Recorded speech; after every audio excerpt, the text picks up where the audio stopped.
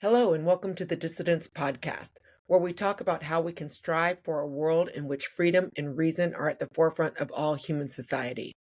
Today, we're rolling out the second in a three-part book club series on Jonathan Rauch's forthcoming book entitled Cross Purposes: Christianity's Broken Bargain with Democracy.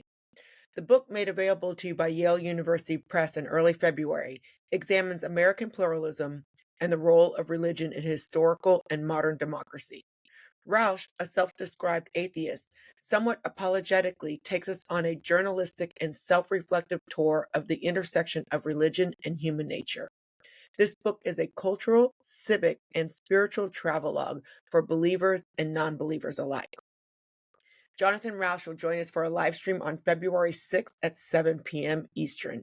In the meantime, join Jen, a Presbyterian, Elizabeth, an atheist, and Matt, a bishop in the Church of Jesus Christ of Latter-day Saints, for 3 book club episodes focused on cross purposes. Today, we discuss part 2, which is entitled Sharp Christianity. Woohoo, book club 2.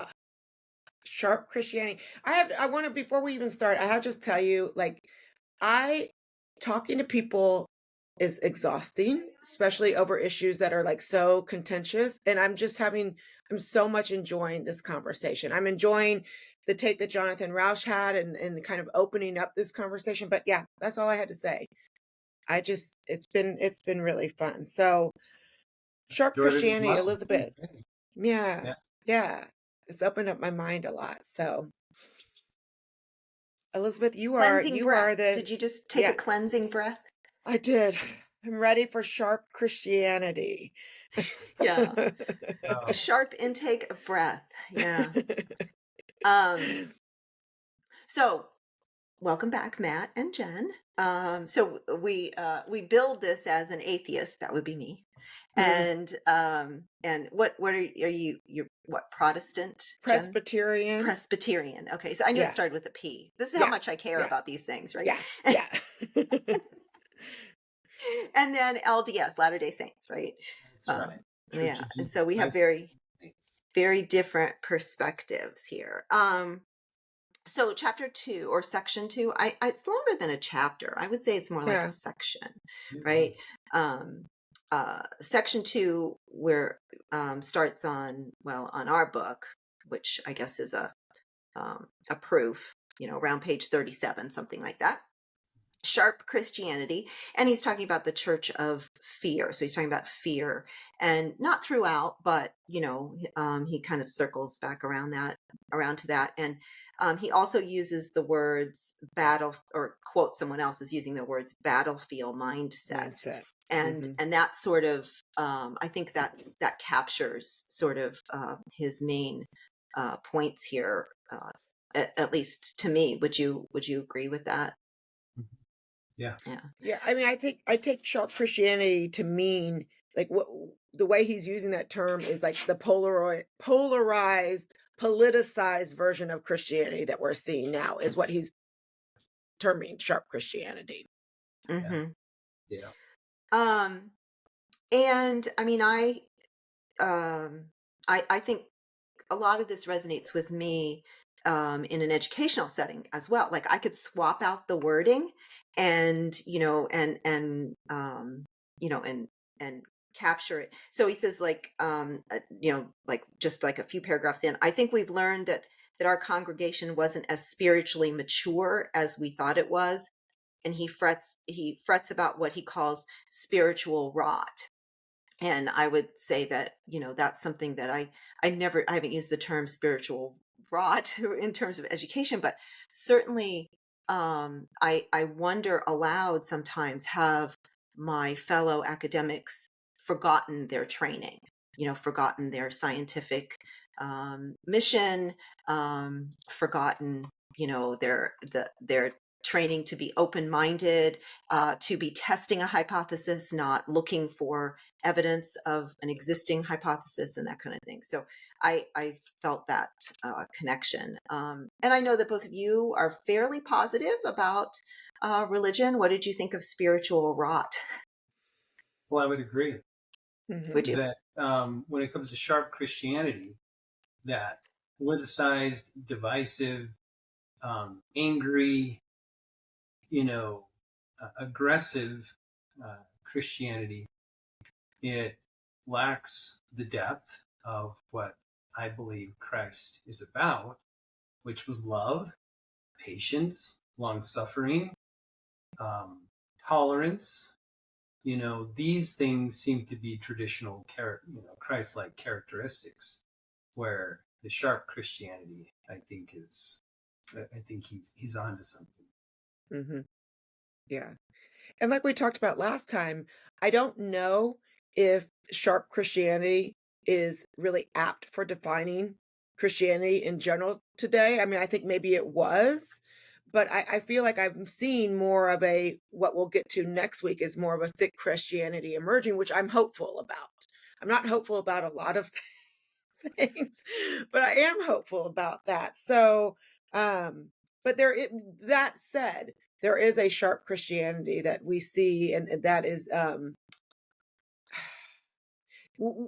it's pulled out into the social media more than I think maybe really is happening in real life, but it's frightening. And this goes back to what I was saying about last week. I said Tim Albert, and I want to correct that, Tim Alberta, but his book on the kingdom, the power, and the glory, the church, you know evangelism during extremism, I believe, is the exact name of that. And so much of that book, I mean, I'm repeating myself from last time, but so much of that book, I mean, I literally had to shut my own jaw, like it hit the floor of what some of the stuff. And I believe that he truly heard these things. And so I do think there is a crisis going on. Yeah, and they do talk about, I mean, what he's hearing at this conference that he's at is, that church leaders are going through a similar kind of, he says, one of Yes. them says, I'm hired by the vote of the people, and I'm fired by the vote of Hmm. the people. Hmm. And I didn't realize it until the pandemic. I mean, again, I don't think about religion, so I didn't think about why so many religious leaders were so angry during the pandemic when people weren't supposed to be meeting in person. Well, it wasn't so much the meeting in person, right? It was the tithing. Like Mm. it's like if people aren't coming in person, then there's this, sort of, tithing was, greatly reduced. People Mm. contributed far less money. And how is the church staying afloat? Who's paying the person who's running the service?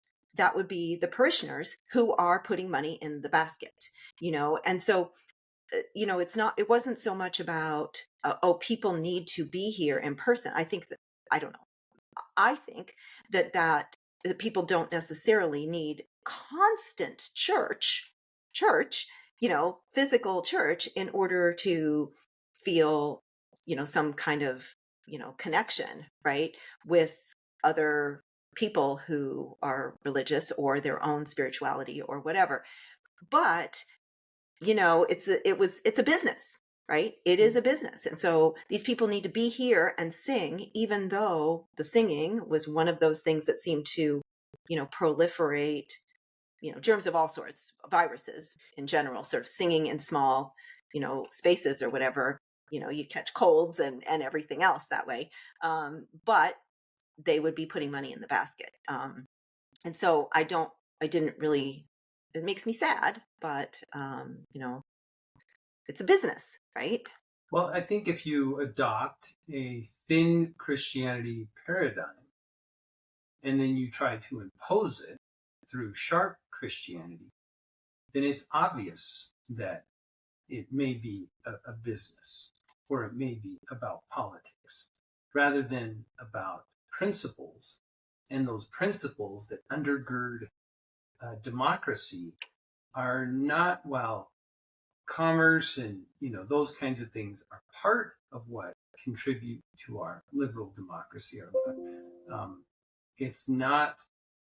I mean, I'm eager to talk about thick Christianity because I think that is not a business. That there's something a little bit more to that.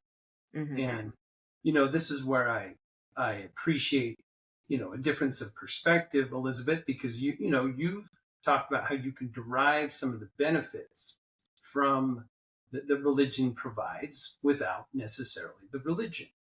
And well, I believe that you do require some type of a belief. And, I think Rauch has mentioned that a few times, but that's the beauty of this discussion that we're having, is that we have different viewpoints. And yeah, I think one way to see it in a temporal way is as a business, but in a different way of looking at it is that if you are imposing it, if you are driving, if you are marketing, if you're doing all these things, the sharp Christianity or the thin Christianity, yeah, those things might create an understanding or a business perspective, a business paradigm, if you will. So one thing that, and it was with me in the last section, it's with me even more in this section, is, and I'm totally with the author on this. So I'm going to criticize him, and I'm criticizing myself at the same time. I think there's this sort of self-aggrandizing sort of posturing here. It's like he's arguing in section 1 and section 2, and I presume in section 3, that the masses, the huddled masses, need religion. That they need religion for, he outlined the reasons in section 1, right? That why, regular old liberalism doesn't provide certain things that people want and need. And yet the author and I don't need it. We apparently don't need it. And the author keeps, sort of arguing that I feel this like sort of hypocrisy, and I feel it in my own reading and thinking about this, is that, but I don't need it, right? I'm living a virtuous life. I'm living a moral life. I haven't killed, raped, stolen, done all these things. And I haven't, and I don't have religion, and I don't have belief. And I feel the same. This is one thing that again, it's sort of stuck with me in this section too. It's like, it's a little uppity of us, and he's writing this book saying, y'all need it.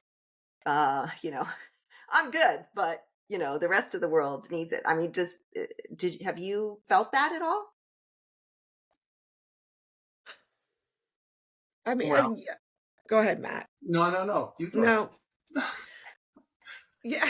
Well, I'll just tell you what I said last time. Yeah. I think, these are just my beliefs, and I'm totally good that but for those who weren't tuning in last time, I think you may have it. You just don't know you have it, or you don't believe you have it.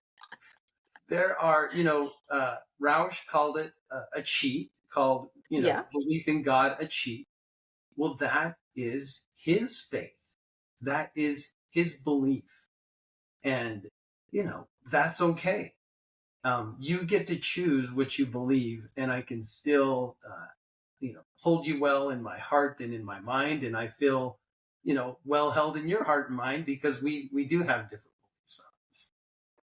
Wait, Matt, can you go back to this idea of Christianity as a cheat? Like, can you flesh that out a little bit more? Because I didn't really kind of pick that up in Rauch's argument. Oh, that's where he said in chapter 1 that that people of faith, that God is a cheat, essentially. Let me see if I can find it here. It's the easy way out. It's like, well, right. when I'm not sure what to do, it's just, well, God says this. The Bible says this. On page 27, he said, "Now, speaking as an atheist and a scientific materialist, I do not believe that religions actually answer this question." The question was, if there is no transcendent moral order anchored in a purposive universe, something like God-given laws, why must we not be nihilistic and despairing sociopaths? And then he says, "No, speaking as an atheist and scientific materialist, I do not believe religions actually answer that question. Instead, they rely on a cheat, which they call God.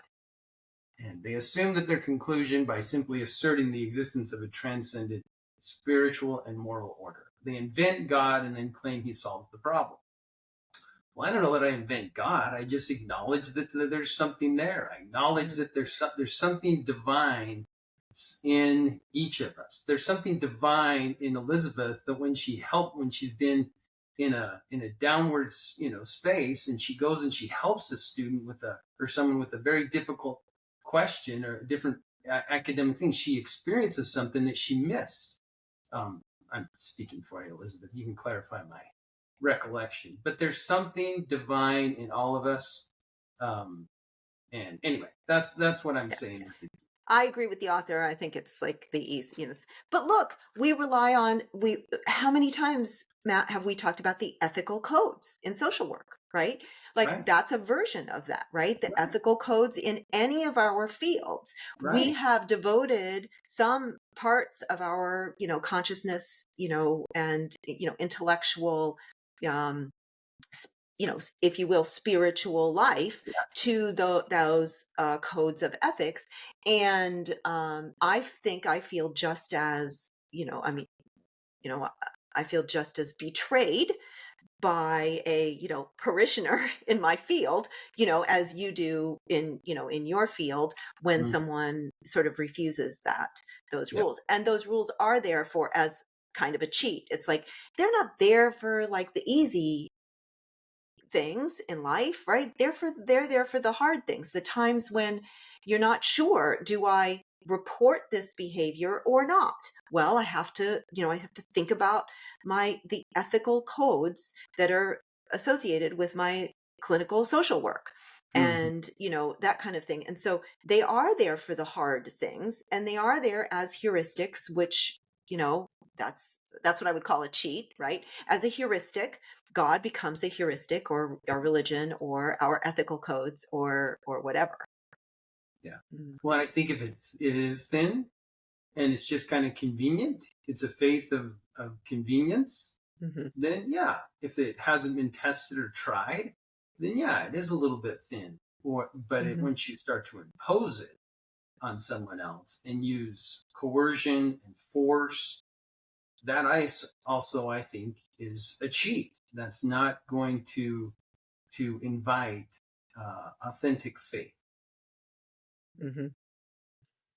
Yeah, and I mean, I think authentic faith, um, there's nothing cheating about it, at least the way I've experienced it. I mean, it's struggle and it's work and it's, I mean, it's a constant questioning. I'm always questioning myself. I'm having a conversation with God. I mean, it's not something where it's just like blind faith. Oh, it's I don't know. For me, it's always mentally, it's a mental struggle, but yet when I go through that struggle, at the end, it does feel authentic. Like my feeling around faith feels authentic and genuine, partly for having been through the struggle. I will say though, with regards to authenticity, this is something I was thinking about since our last talk. Was I mentioned, and I put it in our show notes, the Free Press article that was talking about a lot of people kind of turning back to faith now. And I was having a discussion with another friend about this article, and I'm wondering, and this is where kind of this sharp Christianity, well, both thin and sharp Christianity comes in, is I'm wondering where I would agree is I think some people may be turning to Christianity now because it is politically um, appropriate, or they're using it as a political tool and not for its true message of Christianity, true message. And Rauch talks about this a bit, and I'm jumping ahead, but he talks about there's three things around Christianity that he ties or says that aligns with liberal democracy, and that's don't be afraid, imitate Jesus, and forgive. And he talks in the book about how those things are really important to align with democracy. And I don't think that in large part Christianity these days gives those guidelines, those three guidelines. Don't be afraid. I think that we're always fearful. Imitate Jesus. I feel like so many churches have moved away from that. And forgive, oh my goodness. I mean, I just don't see that as part of the church in general or even our society. Certainly not sharp religion. Yeah. Certainly not sharp. I mean, because it is used as a weapon, right? That's the whole Mhm. point, right? I mean, I was thinking about like the sharpness of people that are, um, like almost like some people are almost spiky to me. Like if you get too close, you're going to get, you're going to feel that sharpness. Um, and also just sort of the internal sort of like sharpness that, that gut punch, uh, and, um, yeah, I mean, I think he's at the beginning here.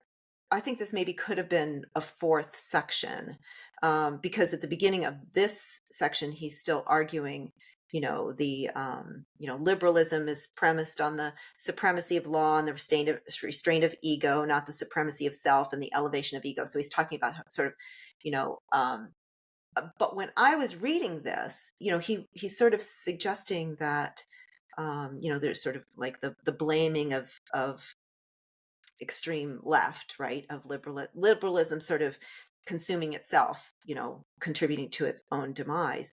And yet a lot of these things that he's saying, that uh, that the religious right are saying about the left, um, I see them sort of using those same things in a twisted logic on themselves. I mean, Mhm. am I making sense? It's like, I don't Yeah. know. I'm not making sense, maybe. No, it does happen on both polarized, both parts of the polarity. And coming to the center is what invites us to fear not, imitate Jesus, and forgive. In our efforts to come to the center, we're going to collide every once in a while. We're going to bump into each other, but trust in the goodness of the person that's moving towards the center with you. And I think sometimes forgiveness is one of the, at least for people like me, atheists that I know, that's one of those things. It's like, I mean, I'm always, there's just things that I can't forgive. I mean, that's what, and our laws, right, are centered around certain things that cannot be, they can't be just forgiven, right? But I do think there's a difference between, I think the word forgiveness is sometimes a problem, uh, it's equated with forgetting or, moving on, Yeah, get over it. I think that's a misunderstanding. But I think that's Yeah. part of sharp stuff, right? Yes, Yes, yes, yes, yes, exactly. That yes. dismissiveness, that move on, get over it, all that kind of stuff. No, no, no, no. Forgiving is not forgetting. Forgiving is just remembering what happened and having boundaries and so forth. But it's not being dependent on it being some way that you wish it were. You know, I think that it's about choosing your path regardless of what's happened to you. And Elizabeth, you might think that you're having a hard time forgiving, but I don't think you've forgotten. But I see you choosing to move forward in a very productive manner Hmm. and remembering what's happening to you so that it doesn't replicate. But I don't see you orienting yourself around that. Well, I think that he gives a good when he puts forgiveness from the Christian context into a liberal democracy, liberal democratic context. He really likens it to a word that I just love, grace. And he says, "What is grace in a secular context? It's forbearance, civility, and compromise." And I like how he aligns forgiveness, grace with those concepts. I mean, it's not like a one-to-one, equivalence, but I do think that forgiveness is forbearance. Forgiveness is, treating people with civility. Forgiveness is compromise. I liked how he put those things, together. I don't think forgiveness is, forgetting and saying, and just like letting bad actors carry on. Mhm. I think it's you for carrying on despite bad actors in many ways. Bingo. Exactly. That's exactly. I would agree. So I just want to I'm trying to find that section where he's talking about the three things, because we did skip ahead a little bit. So I wrote something on page 58 because I think this is just like this really important, in my opinion, scientific point. So he's talking about on page 57 and 58, he's talking about, evangelicals, the percentage of evangelicals who say that they never, um, seldom or never go to church, rose from about 10% in 2008 to more than 25% in 2020. But there's been no large scale departure from categorizing themselves as evangelicals. So they're not going to church, but they're categorizing themselves as evangelicals, which again, I think is that sort of cheat, right? It's sort of, uh, the sort of influx of people who are using, as Jen said, sort of Hmm. using it as a proxy, I guess, for Hmm. religion. So they're using their politics as if it were labeling it. So evangelical is not a religious term anymore, is what he's saying. The Hmm. kind of Christianity we now see keeps everything about the religious right except the religion. So, but So it's rotted. I mean, that's right. the definition Yeah. of rot. It's Yeah. lost its Hmm. core. Yeah. And so I also marked this part because I think that this is an important part of what we talk about at ILV all the time. That um, that there's conservative American Christians are not just the least prosecuted religious community in the world today. They are arguably the least actually persecuted religious community in all human history. And so one of the things we talk about at ILV all the time is sort of conserving the progress of society. So we're not, don't turn your back. So there's a lot of value in liberal society, that progress that has been made that we should celebrate. And this idea of turning it into something, this weapon that, we're being attacked, and actually it's a pretty positive environment right now for religion in terms of legal, and he Mhm. discusses all of that here. And I think I just related it, not necessarily that we've ever had that conversation around religion and specifically, but just this idea of not wanting so much to be against something, always anti something, but to be to celebrate society's um, progress, and but not Being, lose that. kind of being pro-social. Right. Hmm. Pro-social. Exactly. Yeah. Yeah. Yeah. I this is where I push back. I would push back a little bit on Rauch's argument. I do agree. We're in a golden era of sorts of, religion and in America being, a pillar of religious freedom. That said, I think the last, 5 years or so since like 2020, since COVID, there has been this, and this lines with like the whole DEI movement, critical race theory, et cetera, the whole kind of culture wars, if you will, that there were preferences given to people. I mean, so the white male Christian, I think, has kind of been poo-pooed, particularly I would say by the left, as dispensable, disposable, right? And whereas if you came in and you were like Buddhist or Hindu or Muslim and you maybe had a different hue to your skin, it was like there was a more sympathy kind of automatically given. Whereas for a white male Christian specifically, like there you had to like kind of, if something was, if you were somehow wronged, like there was the burden of proof was on you for that wrong, even though we live in a society where we are, this free, and I think our religious freedoms are intact. I would say I've seen that. I can't think of any examples right off the top of my head, but there are several times where I was like, you know what, if that person was a, Hindu immigrant, or, or a Muslim immigrant, he would not or she would not be receiving the same kind of flack that, Mm. Mm. typically a white Christian male, but I would just say Christianity in general as well. No, or I mean, again, like I can't be bullied. I'm a white tenured professor, so it's impossible for me to have experienced bullying, right? And I have it in writing that, diversity of thought is not the kind of diversity we're looking for, that we're interested in. So I agree with you from that standpoint, that there are certain, sort of, again, sort of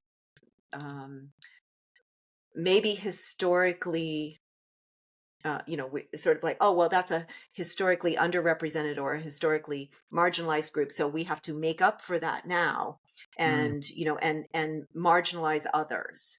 Yeah. So I mean, I think that we've seen plenty of evidence of that. I would agree wholeheartedly. And I think that's where the thin Christianity is, because so much of our Christianity is a thin Christianity produced sharp Christianity. I mean, so much of our Christianity is like, it's not rooted, and he mentions this in this chapter, it's really not rooted in the Bible. It's like we have taken politics and culture and have made that more important than the Bible. That's our go-to. And then we've created this thin Christianity where we're not really true believers. We're not following, Christ. And then now we're angry. But I want to go back to something more towards the beginning, where you were talking about, Elizabeth, how is perhaps liberalism to blame. And this is one thing where I would say, I'm not talking the liberalism left. I'm talking about liberalism as, pure liberal values. This is where I do think maybe liberalism is a little bit to blame. And he mentions this, is we have taken liberalism and we have created a hyper individualism out of it. And I think that this hyper individualism has, and he mentions this, it's degraded a lot of our connections. And he talks about this a little bit in Thin Christianity too. And so he says, pursuing individual autonomy leads to centralized state power, which undermines individual autonomy. And I really thought that was kind of that was interesting. We're so into like being an individual, and that's how we hold up liberal values, but at the expense in some ways of caring for our community. And I think that's where bringing Christianity back in again, that's his argument, even as a non-Christian, that Christianity both upholds the individual, but it also creates these community ties. And then I would also go, sorry to be jumping around, but this goes back to COVID and church. For me, I actually have to say, being on the road as much as I've been, what I really do feel that's missing, and it's missing in my faith life, is that community, is that connection, where it is people saying, hey, I saw you doing that. And, these are your values, but I saw you doing that, like holding me accountable. And I think there's something about Christianity too, at least the way, I believe it to be, is Christianity holds you accountable. And I think the church holds you accountable. Your family should do that. Any community can do that. My gym community can do that, right? I can show up at the gym and they like, where the heck have you been for the last week? Right? Where have you been? Right? That is some accountability. Yeah, it is. It's some accountability. But there's something deeper though, Elizabeth. Yeah. Like, okay, like I you and I are both gym rats. So I get it. Like I feel both an internal and an external guilt when I miss my workout, right? But this is a soul accountability. Like I guess I don't have a soul. Yeah, you see, you're just soulless. That's it. See what problem solved. Yeah, exactly. That's your faith. But I mean, it's something where it's like, I want my life to be my sermon. Right. And so when I am not walking my belief, I want someone to say, Jen, let me just give you a real life and actually a really personal example that has been gnawing at me, and that I've been correcting, by the way.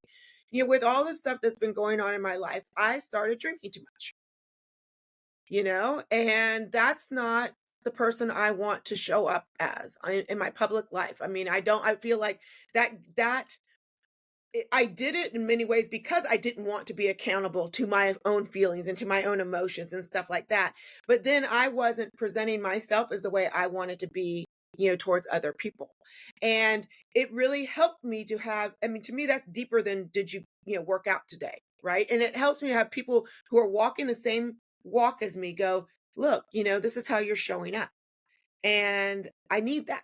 I needed that kind of accountability, which I think is deeper than like a gym life.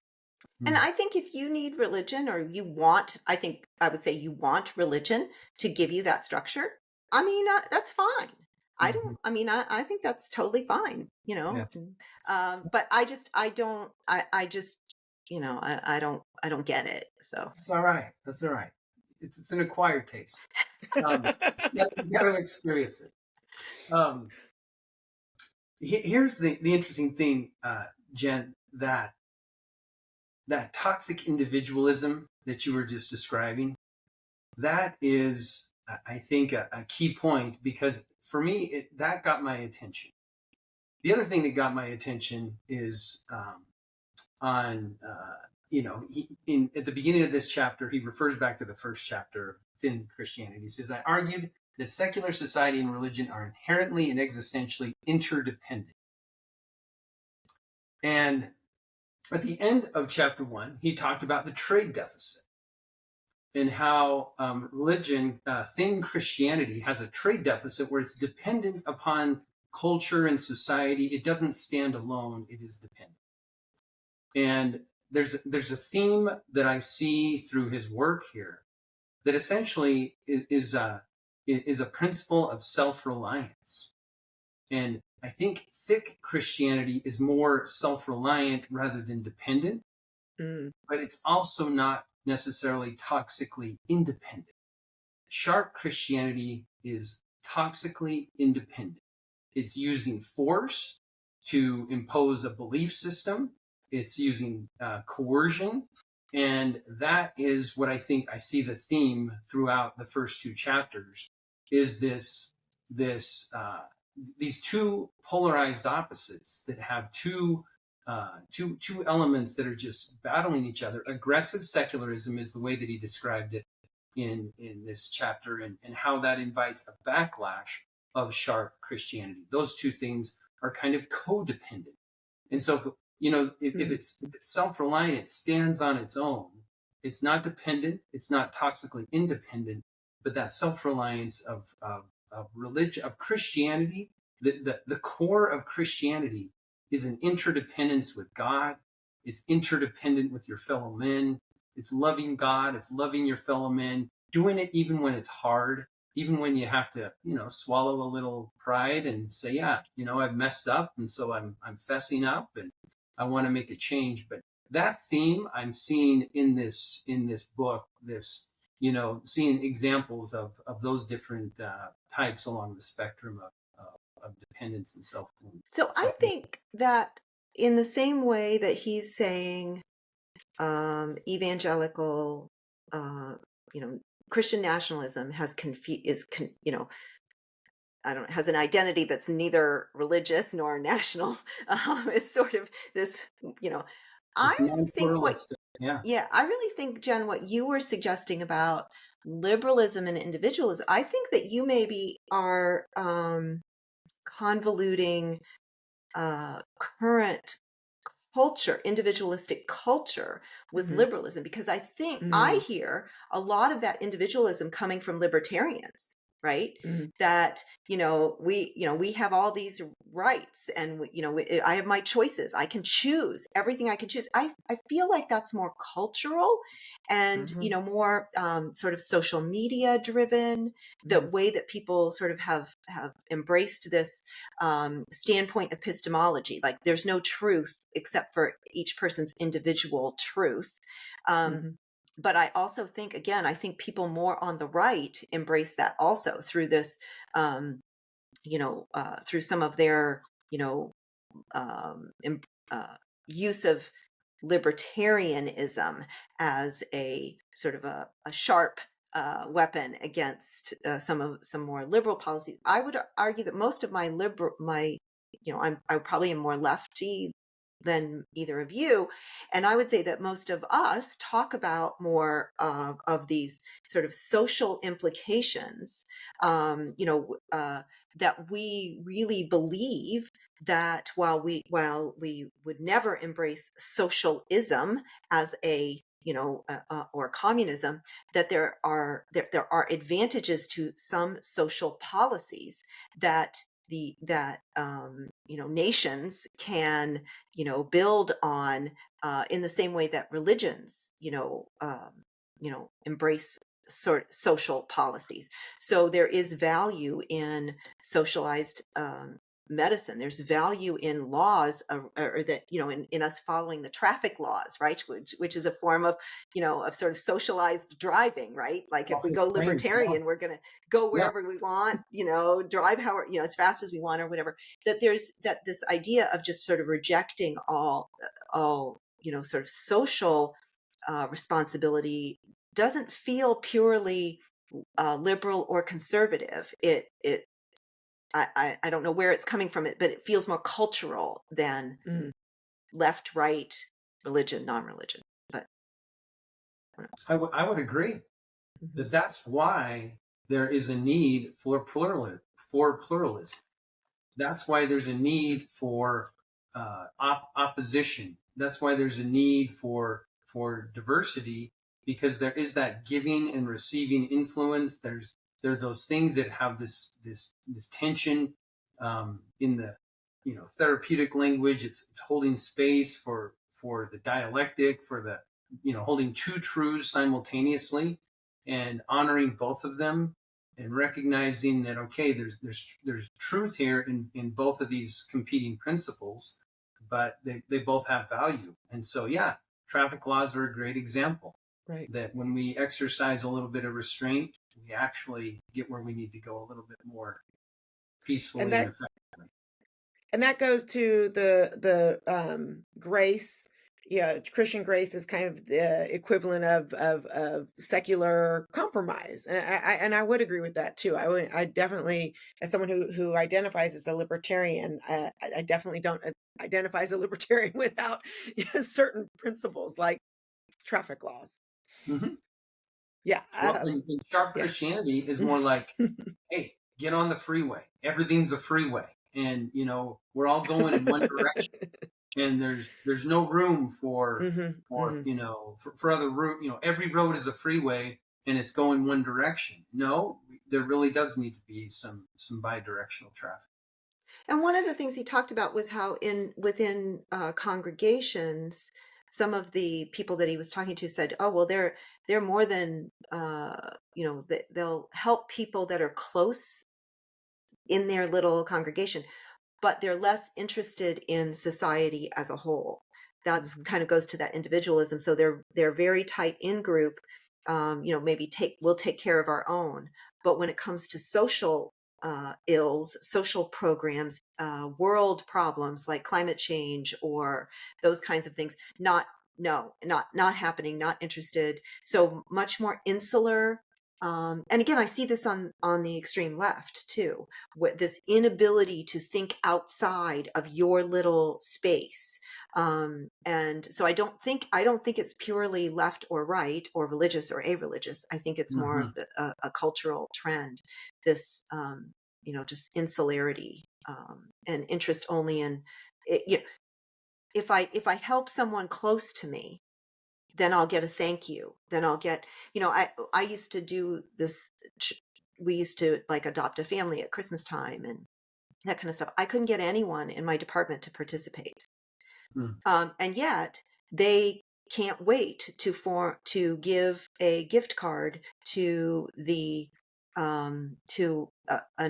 someone who's had a baby, collect hundreds of dollars for somebody in the department who's had a child.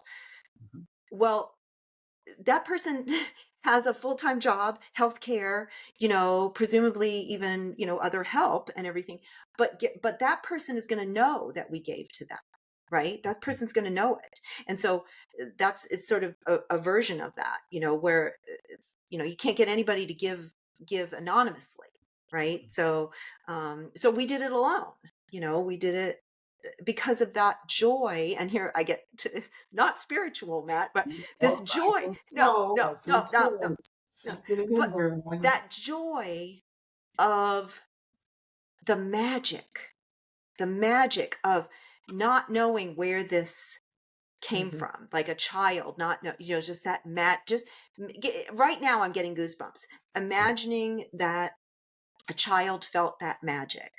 And I don't want to thank you from that. Like I want to preserve the magic that's the point, right? To not be thanked, for it not to know where it came from, for the parents not to really know, right? It's just magical. And so I don't understand the rejection of that and that insularity that, and again, he's talking about within the church, he's hearing about within the church, but I'm also seeing it more broadly culturally, I think. How Christ-like of you, Elizabeth. Preach, Elizabeth, preach. You're doing a great job. This is what we like. He does go off not just a little bit. He goes off on Trump here in the middle of this section. One would have thought that for Christians, his prideful cruelty might have disqualified him as both preacher and president. And I wrote, yeah, one would think that. And again, here the author is claiming higher ground, right? Higher ground than the reader, than many of his prospective readers. I don't know. Did you feel that way? Did you feel that he was sort of claiming this higher ground? Well, here's just my take on the book thus far. His first chapter is a little bit of a confession that, darn it, democracy needs There's something to this. Yeah. Christians, it really does. And then this next chapter is, but don't you dare take it too far, and don't you dare impose it, and don't you dare politicize it. I'm making a confession here, but there's again a little bit of interdependence that needs to happen here. There's a little bit of grace, because if you want to start slinging mud, I can, show you all the deficits that you have as well by electing, Donald Trump. And my response to that is that what he's saying is true, but there's also room for grace for those who voted for Donald Trump. And I think there's also room to recognize that a vote for Donald Trump is not an endorsement of Donald Trump. It may be that there is an interest in some other things that have slipped over the last 4 years. And there may be some things that are different over the last 4 years. And there's a need for change. And so those are the kinds of things where I think we shouldn't use Donald Trump as a meme for all of those who voted for him, or be sharpening him. And so I guess I should just say that I think his bias, his lens, the way that he's experienced the world, is manifest in the critique of Donald Trump. It's true, and I think the sharp conservatives could come back and counter with things that are not necessarily in his wheelhouse, but what good is that going to do? So I like this chapter, and I don't might have a problem with the second chapter. I just think that there's some balance. Well, and I think here's what I think when we look at who's to blame, and there's not a single who, we're all to blame, right? But I think what's created what we were talking about earlier, this thin Christianity, which is not a very authentic Christianity, that's led to this politicized, sharp Christianity. A lot of it is this kind of over, what's the word I want to use? Focus on Trump and Christian MAGAs and Christian nationalists, right? So it's looking at just one thin slice of Christianity, which is there and needs to be looked at. But I think a lot of people, because they have felt that they have been overlooked, and they see that Christianity and being a Trump supporter for very wrong reasons are tending to go together, which again, I mean, it is true. It's true. But I think that it is chicken or the egg. A lot of people are like, oh, well, now they're jumping on the Christian bandwagon because then it kind of aligns with this MAGA image. And the two then are now it's all coming together into this very ugly storm. And but I think that it's only one part of the story. I think there's so much more, and there's so many more authentic, thick Christians out there who are saying no, like I don't identify with this, even if they voted for Trump. I don't. I know so many people who voted for Trump for reasons that Matt said, but who don't see any religious authenticity with him. And the reasons that they voted for him are not really because of any ties that he may have to Christianity at all. As a matter of fact, I mean, they eschew that, but they voted for him for other reasons. And I mean, looking at our other choice for, if we're going to get political here, our other choice, I mean, there wasn't, any Christianity on the other side either, so I think a lot of Christians who voted one way or the other, that wasn't because of religion. It was because of all, other reasons. Sure. So I do think, Elizabeth, to get back to the point, I think that there is an overemphasis on Trump and this kind of MAGA revolution and tying it into Christianity. It's there, it needs to be addressed, but I think there's an overemphasis on it. In the book, do you mean? In the book and in general. Mm-hmm. I mean, just in social media, all of a sudden you say Christian. This goes back to kind of the white, the denigration of white males. It's like you say, if you're a white male Christian, you're automatically a Trumpster. And I think that's very false to say. You might have voted for Trump, you might not have, but we are even further politicizing the church by pigeonholing anyone who's like a white male Christian into the Trump camp. That's that aggressive secularism or aggressive leftism, if you want to go the political, spectrum, if you will. There's aggression invites aggression, sharpness invites sharpness, and the thinness, to some degree, it perpetuates it. It's like a hurricane. It requires, what is it? Warm, moist air and warm water and humid air, and look out. Then we have this hurricane going, and it's a little bit of a mess. So. Yeah, and certainly,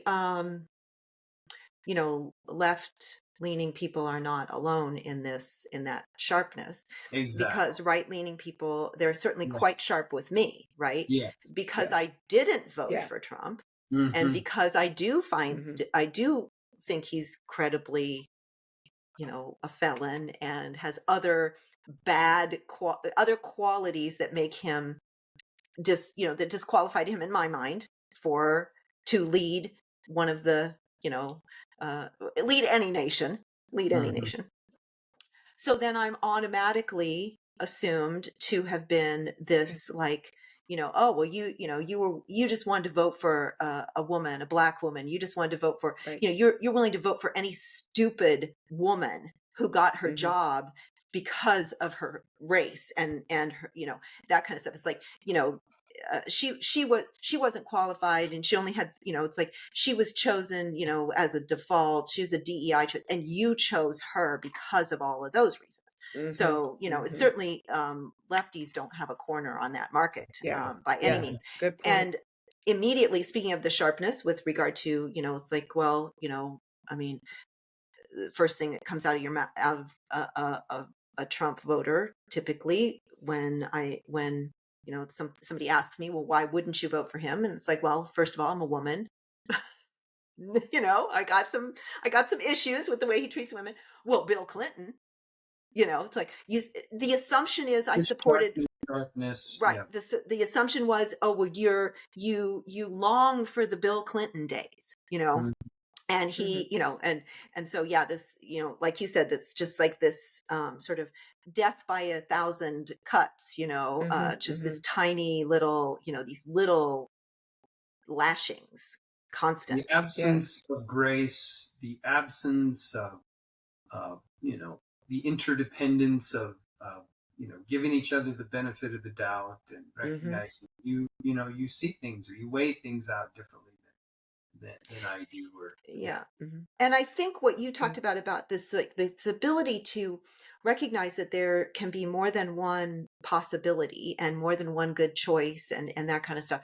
And this sort of this lack of acknowledging that, and even again, I'm a big fan of acknowledging our own hypocrisies. And if somebody said, I voted for Trump, but I didn't want to for these reasons over here, Mm-hmm. I wanted to for, for these reasons, I really didn't want to for these other reasons, it was a difficult choice for me.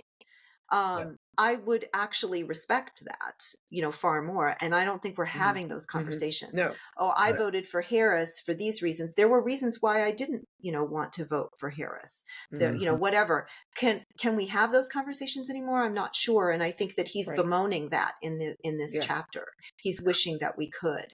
Yeah. And I think that's where I started this conversation, really not about the book, but it's so nice. I mean, life is complex and messy and hard. And we've come down to simplify everything to thinness. I mean, I would equate thin Christianity or the word thin with simplicity. I mean, everything is black, white, there's no richness to it. And this conversation, and to use his terms, which we'll talk about more next week, thickness. This is a thick conversation, and I'm it's something that we don't have in general, Christian or not, and in our society often. And life isn't simple. Life is not an algorithm, Mm-hmm. and that's Maybe another soon. thing. But see, that's take Christianity and liberalism even off the table. I mean, maybe there are other factors at play that are very complex, that are shaping the way we are interacting. Mm-hmm. And while I have hope and faith in where some of the Christian conversation is going, I have less hope and faith in the way some of our, tech is going. Mm-hmm. Good point. Good point. So he ends with more discussion about Madisonian liberalism. I'm no historian, so uh, but that gets back to where you were talking about, don't be afraid and, um, imitate Jesus. Um, he's sort of relating that to this, to the sort of Madisonian values. Right. So he actually titles the section Jesus and James Madison. James Madison. I like that. Yeah. Yeah. Um, uh, and, that James Madison would be, as you are, Jen, disappointed in us, I think, Mhm. is kind of what he's suggesting, right? Yeah, and he ends on this crisis of authority. Mm-hmm. And I think we've been talking about this all throughout. The challenge, he says, is one of spiritual formation. And the spiritual formation that so many of us are experiencing right now is the thin Christianity. It's no longer about the Bible. We mentioned this early. It's about our political and our cultural view. That's the basis for our spiritual formation. And that's where the rot really is. Uh, and he says, and I love this, I wrote this down. He says, align our spiritual formation with civic virtue. Mm-hmm. And I think that takes us to thick Christianity that Mm-hmm. we'll discuss next week, and how thick Christianity can be the pillar, or a pillar, if you will, to a liberal democracy. Yeah, would agree. But I want to say that he's saying, as atheists, Mm-hmm. we are not asking Christianity to be anything other than itself. We Yes. are asking that it eschew fear, imitate Jesus, and forgive. Mm-hmm. Mm-hmm. Therefore, thereby keeping its commitments to God and to liberal democracy. And who is we? We are the atheists that are asking this. But It's I agree, though. I think I think that's fair, and I don't think that we've held up that bargain. so what I will ask of the atheists is to rather than be a theist, just acknowledge your theism. Acknowledge what your alternative belief is, and that's okay. Because that you have your own tenets of faith. I think where religion, sharp Christianity and sharp religion, it's not just Christianity. This is in religions that are toxically, independent, trying to do the imposition, if you will, the those kinds of things. Any Well, how many toxic, wars? How many wars have yeah, been fought in the name of exactly, religion? That's sharp exactly. Christianity. Yeah, that's sharp religion. Well, and he Sharp talks about that, religion. how Hmm. how liberalism emerged out of an attempt to move away from tribalism or from sectarianism, to just saying, hey, let's govern ourselves by principles rather than by an appeal to a specific person or that kind of thing. And one of the things that he mentions is, he says that in referring to certain people of faith, he said they have not been discipled in how to exercise public character or public virtue. And what is public character or public virtue? I think that's pluralism. That is, holding space for there to be different viewpoints, viewpoints that are different than our own, and recognize that you're not going to have democracy. You're not going to have really even faith if there's not an opportunity to believe otherwise. If you have to believe what I believe, if I'm forcing you to believe what I believe, you're never going to develop it on your own. You're never going to have true faith, what I define as true faith, where you're willing to step into the uncertain. You're willing to stand, to pay a price for something, and sacrifice and experience some opposition, and some different viewpoints. And my faith is refined by being around people who have viewpoints different than my own. I think hopefully that is what I strive to be. I'm not always good at it, but that's what I think pluralism ultimately is. Yeah, I agree. I think you're pretty good at it. Thanks, Elizabeth. Thanks. Okay. Thanks for joining us for a discussion of sharp Christianity. And we'll be back next week to talk about thick Christianity, which is what Matt and Jen cannot wait to talk about. Yes. And that's their favorite part. So looking forward to that. Yeah. All right. See you next week. Thank you. Bye, everyone.